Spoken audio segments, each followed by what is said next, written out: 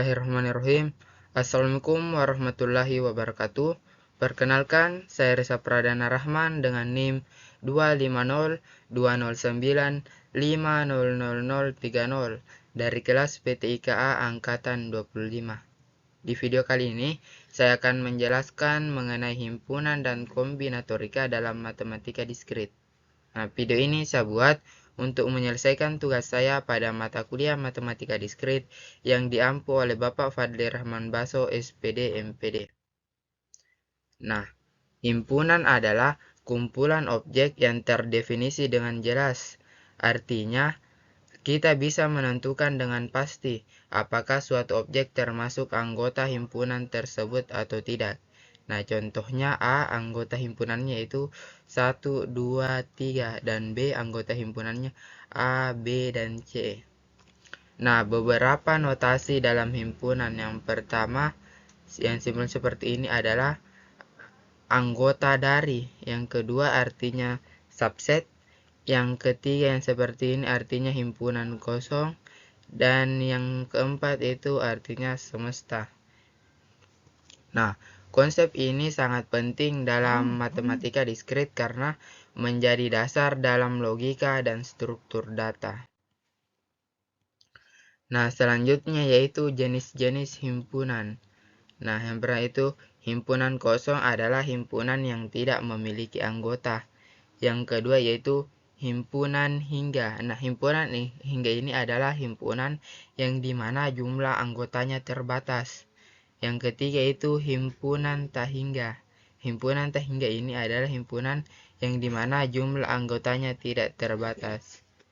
Yang keempat yaitu himpunan bagian atau subset. Yang kelima yaitu himpunan ekuivalen. Nah, himpunan ekuivalen ini adalah himpunan yang jumlah anggotanya sama. Contohnya seperti ini. Himpunan A, anggota himpunannya itu 1 dan 2. Himpunan B, anggota himpunannya itu A dan B. Nah, A dan B ini disebut ekuivalen karena sama-sama memiliki 2 anggota, walaupun elemennya berbeda. Nah, yang keempat, slide keempat yaitu operasi himpunan.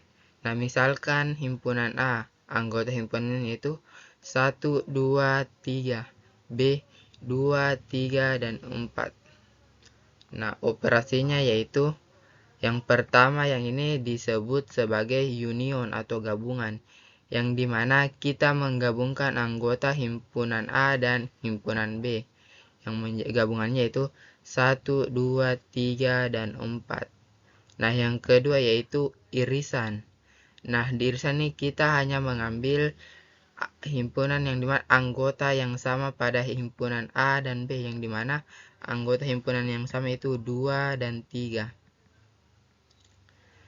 Nah, selanjutnya yaitu selisih. Nah, selisihnya itu 1. Nah, yang keempat yaitu komplement. A, komplement adalah anggota semesta selain A, dimana operasi ini sering digunakan dalam query database dan logika pemrograman. Nah, selanjutnya yaitu hukum-hukum himpunan. Nah, hukum-hukum himpunan pada matematika diskrit ada beberapa. Yang pertama yaitu hukum komutatif. Ini seperti ini. Hukum asosiatif, hukum distributif, dan hukum De Morgan. Nah, hukum De Morgan sangat penting dalam logika pemrograman karena terutama dalam kondisi if dan operasi not. Nah, slide ke-6 yaitu diagram Venn dan aplikasi. Nah, diagram Venn ini digunakan untuk memvisualisasikan hubungan antar himpunan. Nah, contohnya 20 mahasiswa menyukai matematika, 15 mahasiswa menyukai informatika, dan 8 mahasiswa menyukai keduanya. Nah, kita dapat menghitung total yang disukai salah satu. Nah, dengan rumusnya yaitu 20 ditambah 15 dikurang 8. Hasilnya 27. Nah, kenapa dikurang 8? Karena 8 mahasiswa ini terhitung 2 kali. Nah, inilah yang dinamakan dengan prinsip inklusi dan eksklusi sederhana. Nah, selanjutnya kita akan membahas tentang prinsip inklusi dan eksklusi. Nah, untuk dua himpunan, ukur A gabungan B, A tambah B dikurang A irisan B. Nah, untuk tiga himpunan seperti ini. Perhatikan bahwa irisan ditambahkan kembali karena sebelumnya sudah dikurangi terlalu banyak. Nah, konsep ini sering digunakan dalam analisis data dan probabilitas. Selanjutnya yaitu kombinatorika. Nah, kombinatorika adalah teknik menghitung kemungkinan tanpa mencantumkannya satu persatu. Nah, biasanya digunakan dalam penyusunan password, penjadwalan, algoritma brute force, dan probabilitas. Nah, dalam informatika, kombinatorika ini sangat membantu menghitung kompleksitas algoritma. Nah, selanjutnya itu aturan dasar dalam menghitung. Nah, ada dua aturan utama dalam menghitung kombinatorika. Yang pertama, aturan penjumlahan yang dimana A atau B itu dijumlah. Kedua itu aturan perkalian A dan B dikali. Maksudnya itu yang pertama aturan penjumlahan, jika A atau B terjadi maka dijumlahkan. Yang kedua yaitu aturan perkalian, jika A dan B terjadi maka dikalikan. Nah, contohnya tiga pilihan baju dan 2 pilihan celana, maka total kombinasinya adalah 3 dikali 2, maka hasilnya 6 kombinasi. Inilah yang disebut aturan perkalian. Selanjutnya yaitu faktorial. Nah, faktorial ini dilambang sebagai n tanda seru. Nah, arti n dikali dalam kurung n kurang 1 kali dan seterusnya. Contohnya 5 faktorial. Nah, 5 faktorial ini adalah hasil dari 5 dikali 4 dikali 3 dikali 2 dikali 1. Nah, 5 dikali 4 itu 20, kemudian dikali 3 60, kemudian dikali 2 120, kemudian dikali 1 sama 120. Nah, inilah yang hasil dari 5 faktorial. Nah, contohnya lagi 3 faktorial. Nah, 3 faktorial itu berarti 3 dikali 2 dikali 1, berarti 3 dikali 2 sama dengan 6, kemudian dikali 1 berarti 6. Kedua sifat pentingnya itu 0 faktorial sama dengan 1. Nah, faktorial ini banyak digunakan dalam permutasi dan kombinasi. Nah, kita akan membahas permutasi. Nah, permutasi ini biasanya digunakan ketika kita akan mengurutkan urutan yang penting, di mana rumusnya itu P anggota himpunan N R. Nah, contohnya P 5,3 sama dengan 60. Nah, berarti 5 faktorial per 5 dikurang 3 yaitu 2, berarti 5 faktorial per 2 faktorial, yang dimana hasil dari 5 faktorial yaitu 120 per 2 faktorial yang hasilnya 2 faktorial adalah 2, berarti 5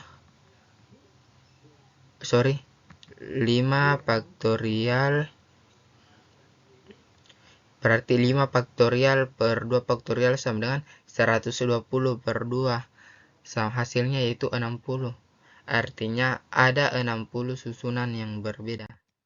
Nah, selanjutnya permutasi dengan unsur yang sama. Nah, jika ada elemen dengan unsur yang sama, maka kita menggunakan rumus seperti ini. Nah, contohnya yaitu kata mata. Nah, di kata mata ini terdapat total 4 huruf, dengan huruf A ada 2, berarti 4 faktorial per 2 faktorial, yang dimana 4 faktorial itu 4 dikali 3 12 dikali 2 24 dikali 1 24 per 2 faktorial, berarti 4 faktorial dibagi 2 faktorial sama dengan 24 per 2 sama dengan 12. Nah, karena huruf A sama, maka susunan tertentu akan terlihat identik sehingga harus dibagi. Nah, selanjutnya itu kombinasi. Nah, kombinasi ini biasa kita gunakan ketika urutan tidak penting. Nah, rumus kombinasi adalah sebagai berikut. Nah, contohnya ketika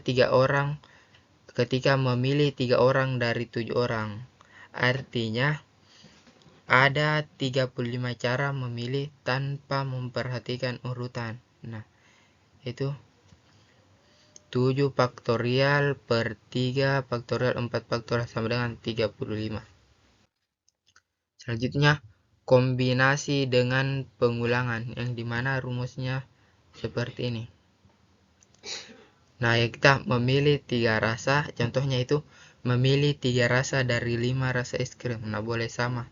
Berarti C dalam kurung 5 tambah 3 dikurang 1,3, yaitu C sama dengan 7,3, berarti sama dengan 35 cara.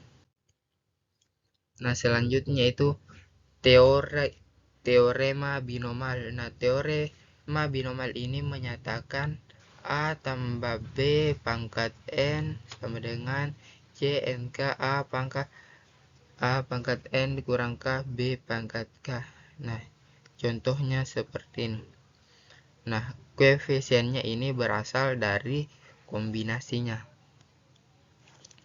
Nah, slide 16 adalah penerapan dalam informatika.